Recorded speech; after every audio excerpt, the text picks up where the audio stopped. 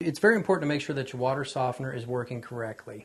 There's a couple of steps in this. Some of them you'll know just by the feel of the water on your skin. Some of them you'll know kind of by the taste probably. Some of them you'll know, everybody's a little bit different. Some of them you'll know by if it's killing the plants or not. But the one thing that we like to do is test for water hardness, and you do this with a simple test kit that you can usually pick up at a local hardware store.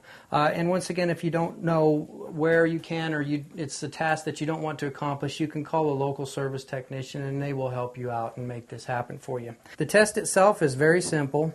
This test, there's different tests that you can do. Some of them are test strips, some of them test for pH. This is the test that I use because it's kind of a basic whether the water's hard or not. What you do is you take and you fill the vial up, and you use the measured amount that's in the instructions. In this particular test, what we do is we open up a little packet of chemical, open it up and pour it in. What this does is you go ahead and swirl that around in there until you see all the solids, most of the solids dissolved in that. You see here that the water is pink. This indicates that the water is hard right now. To test for this, we drop in a titrate solution, and what it is 1 drop per grain of hardness. What we're trying to do is turn this pink solution to a blue, and we do this by dropping 1 drop at a time and counting.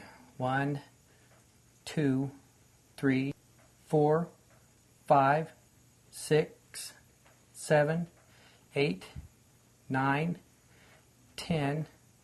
As you can see, it's starting to turn blue, but we're not quite there yet. 11, 12, 13, 14. At 14, we're pretty much blue.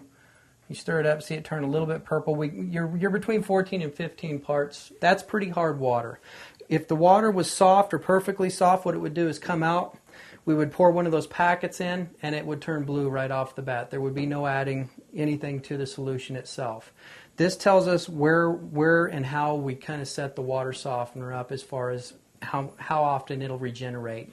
With a water softener that's digital like this, what you need to do, or with any water softener really, mechanical or digital, what you need to do is check the time frame from time to time. There's a timer setting on these. A lot of them, they'll get off because of power outages and just usual things like that. It could be that the kid had come in and pushed the button a couple of times or whatever, anything like that. But at any rate, you need to check it periodically just to make sure you're on the right time. It needs to be pretty close. Like this one here only goes by the hour. If it's 11:30, it's okay that you set it at 12, or vice versa, 12:30, it's okay that you set it at 12. It doesn't have to be exactly perfect. All it's looking for is a time frame. In this particular model, it works off of time as opposed to flow to regenerate the resin beads.